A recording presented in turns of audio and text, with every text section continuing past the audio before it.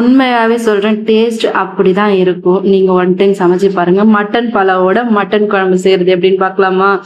நான் இதுக்கு வந்து ஒரு 3/4 கிலோ மட்டன் எடுத்து வச்சிருக்கேன். கிளீன் பண்ணிட்டு, இதுல வந்து என்னென்ன பண்ணலாம், உப்பு, மஞ்சத்தூளு, பட்டை, லவங்கம், மிளகு, சீரகம், அதுக்கப்புறம் கொஞ்சம் வெங்காயம், தக்காளி, பச்சை மிளகாய் இதெல்லாம் போட்டு ஒரு இஞ்சி பூண்டு பேஸ்ட் போட்டு நல்லா மிக்ஸ் பண்ணி விட்டுட்டு, ஒரு குக்கர்ல ஒரு பாதி குக்கர் வரைக்கும் தண்ணி ஊத்தி ஒரு 10லேருந்து 15 விசில் விட்டு எடுத்துக்கிட்டா நல்லா வேக வச்சு எடுத்துக்கோங்க.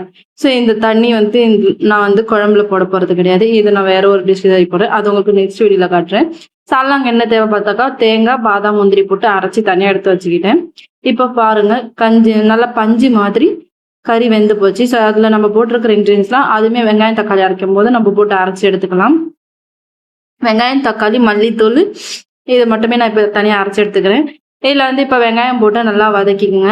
இது கொஞ்சம் வதங்கினதுக்கு அப்புறம் தக்காளி, பச்சை மிளகாய், இஞ்சி பூண்டு பேஸ்ட் ஆட் பண்ணிக்கோங்க. அதுவுமே கொஞ்சம் ஓரளவுக்கு நீங்கள் வந்து வதக்கி விட்டுக்குங்க. கொஞ்சம் வதங்கினதுக்கு அப்புறம் வேக வச்ச மட்டனை போட்டு அதுவுமே நல்லா மிக்ஸ் பண்ணி விட்டுங்க. இது நல்லா மிக்ஸ் ஆனதுக்கு அப்புறம் உங்களுக்கே தெரியும் அது எண்ணெயோட பிரிஞ்சிருக்கும். திரும்ப வந்து சால்னாக்கு தேவையானது வந்து 1.5 ஸ்பூன் இஞ்சி பூண்டு பேஸ்ட் போட்டிருக்கேன். இதுவும் போட்டு நல்லா மிக்ஸ் ஆனோடனே இதில் வந்து இன்னைக்கு வந்து மஞ்சத்தூள், மிளகாய்த்தூள், மட்டன் மசாலா, கரம் மசாலா இது மட்டுமே நான் போட்டிருக்கேன். இதுவுமே போட்டு நல்லாவே மிக்ஸ் பண்ணி விட்டுக்குங்க. இது எல்லாமே நீங்கள் வந்து அடுப்பு கொஞ்சம் ஃபாஸ்ட்டாகவே வச்சுட்டு செய்யுங்க. அப்போ தான் நல்லா அடிப்பிடிக்காத மாதிரி பார்த்துக்குங்க. எல்லாம் நல்லா மிக்ஸ் ஆனதுக்கு அப்புறம் இதில் வந்து அடைச்சி வச்சிருக்க தக்காளி, வெங்காயம், மல்லித்தூள் போட்ட பேஸ்ட் ஒன்று ஆட் பண்ண போகிறேன். அதை போட்டு நல்லா நம்ம மிக்ஸ் பண்ணி விட்டுக்கலாம். இந்த மாதிரி ஒரு பதத்துக்கு வந்துடும். நல்லா மிக்ஸ் பண்ணி நீங்கள் தேவையான அளவுக்கு தண்ணி ஊற்றி கொதிக்க வச்சிருங்க. இது நல்லா கொதிக்கிற வரைக்கும் கொஞ்சம் வெயிட் பண்ணுங்க. இது நல்லா கொதிச்சதுக்கு அப்புறம் இதுல என்ன சேர்க்க போறோம்னாக்கா, முருங்கைக்காய், உருளைக்கிழங்கு தான் இன்னைக்கு நான் இதில் சேர்க்க போறேன். அதை வந்து வாஷ் பண்ணி எடுத்துக்கோங்க. ஒரு 2லேருந்து 3 டைம் வாஷ் பண்ணி எடுத்துக்கோங்க. அப்பதான் உருளைக்கிழங்குல இருக்கிற இந்த மாவு மாதிரி தண்ணிலாம் போயிட்டு ஒயிட் கலர்ல கிடைக்கும்.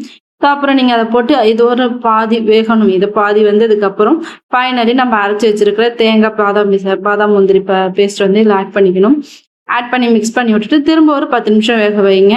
நல்லா வெந்ததுக்கு அப்புறம் இறக்கி வச்சு சாப்பிட்டீங்கன்னா சூப்பரான ஒரு மட்டன் குழம்பு ரெடி ஆயிடும். இன்னைக்கு எங்க வீட்டுல நெய் சோறு, அதாவது மட்டன் நெய் சோறு, மட்டன் குழம்பு தான் இன்னைக்கு எங்க வீட்டுல நான் செஞ்சிருக்கேன். இந்த மாதிரி மெத்தட்ல நீங்க செஞ்சு பாருங்க, கண்டிப்பா பிடிக்கும். பிடிச்சிருந்தா லைக் அண்ட் ஷேர் பண்ணிட்டு ஃபாலோ பண்ணி நெக்ஸ்ட் வீடியோ வந்து நம்ம மட்டன் பலவ் செய்யறது அப்படின்றத பார்க்கலாம். தேங்க்ஸ் ஃபார் வாட்சிங். மோர் வீடியோஸ்க்கு ஃபாலோ பண்ணிக்கோங்க, சப்ஸ்கிரைப்